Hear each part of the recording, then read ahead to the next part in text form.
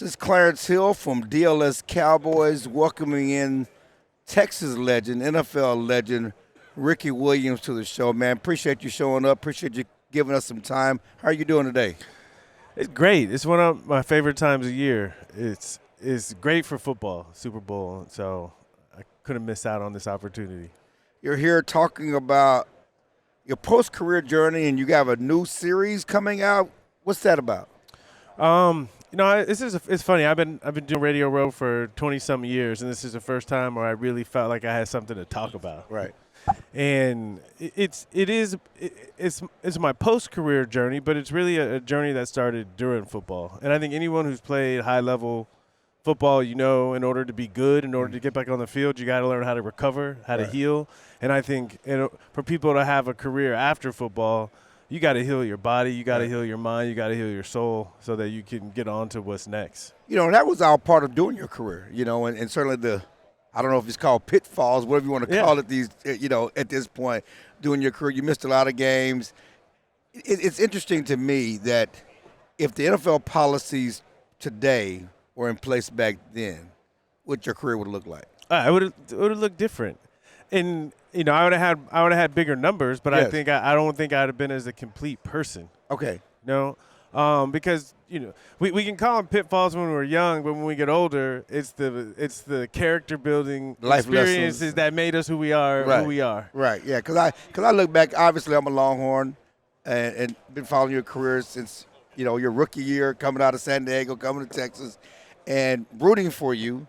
And thinking this guy's a Hall of Famer. And, again, that you look at the yards, you have over 10,000 yards. Yeah. If, rushing titles, certainly if you don't miss those games and, for the suspensions, I think you put up Hall of Fame numbers. Yeah, it is, but my big thing is, and this is what I realized when I was playing, is that I'm here to do more than just play football. And I checked that box. I got a Heisman Trophy. I got a Pro Bowl. I got a 10,000 yards. Right. But I think the work that I'm doing right now is even bigger because it's going to help more guys that have been through the same experiences I've been through. Because to me, the only people that can really help us are people that have been through what we've been through and made it to the other side.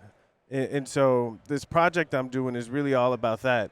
It's exposing guys to what I've been through and really showing them that there's a way to feel better. Because right now, all the conversations about post-football career is 99% of NFL players have CTE. Right. And that's all they say. They don't talk about, can we do anything? They don't talk about the quality of life, A bunch of teammates don't have feeling in their left arm half the time. Right. And so I'm really here because post-football is really about quality of life. And obviously, marijuana, and you're in that space, certainly with fitness clubs and different things.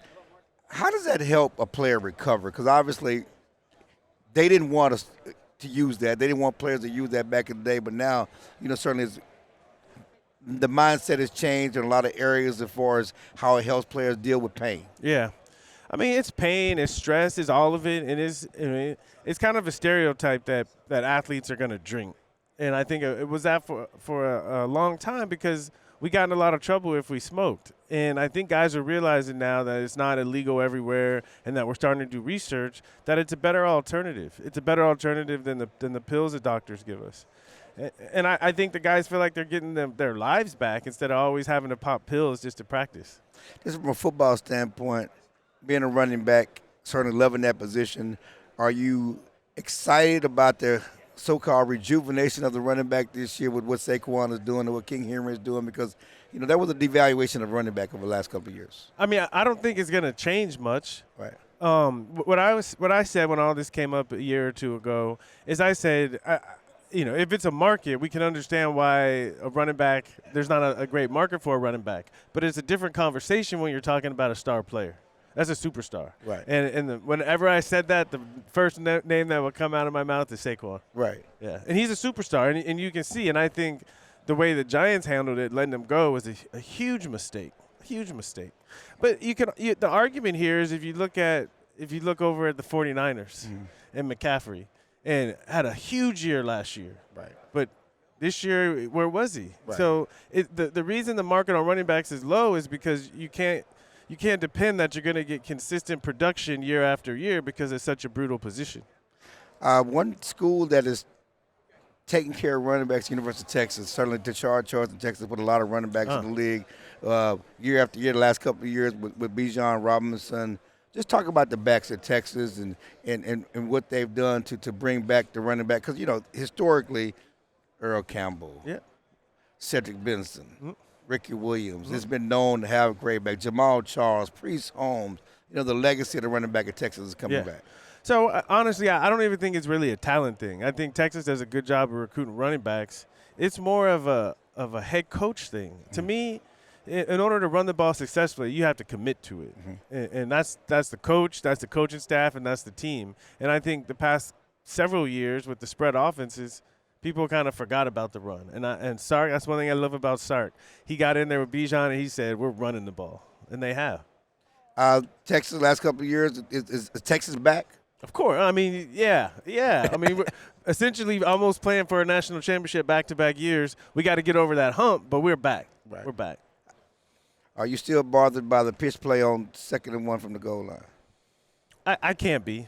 You had to get over it. I mean, you got to get over it, but it hurt. 1st and goal from the 1. You're a running back. Certainly the first down, you didn't get anything, but the pitch. Do it again. Yeah. You're right there. Yeah. Why are we pitching backwards? Yeah. It was. I mean, we could have made a better call, for no doubt about that. So I mean, I still can't get over that, but obviously, it's a learning tool for the future. Hopefully, Sark, get in your bag, do something different. Arch Manning, certainly to talk about Arch in Texas, is he ready to walk in those shoes and live up to all the expectations? I think that's the easy question to answer because they're not throwing him in as a freshman. He's had some time to sit back and watch 2 really good Texas teams play, and this past year he got to contribute to it. So that's why I love this. One thing I do enjoy about NIL, it keeps the guys around a little bit longer, and so I think Arch is going to have an opportunity to do some really big things. Well, I appreciate you, Ricky. Certainly coming and sitting down and talking to us. Your TV series, when is it coming out? We're shooting for a football season, September. Okay, football season September. Yeah. And what platforms? Wherever we get picked up. Okay. Yeah. We're still in process putting everything together, and wherever it gets picked up. But it's quality content because people only see football players from the outside with the helmets on, and this is really literally looking to see what's going on inside the bodies of football players. I'd be remiss just to ask you real quickly about the Cowboys. Do you follow the Cowboys? Certainly they were great in the 90s. Do you curious to look at what's wrong with this organization? Why can't they get back and win again?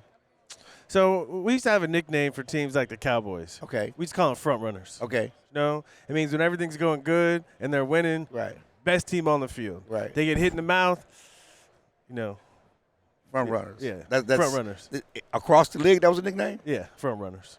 Wow. And they got the talent. And, again, when they're up, they score first. You got to be careful. Right. But you hit them in the mouth, they might not respond. The Cowboys are front runners. You heard it from Ricky Williams, certainly. They've been front runners. They certainly haven't finished in the last 30 years, man. Yeah. Thank you, man. It's been Appreciate a minute. it. Thank you. All right.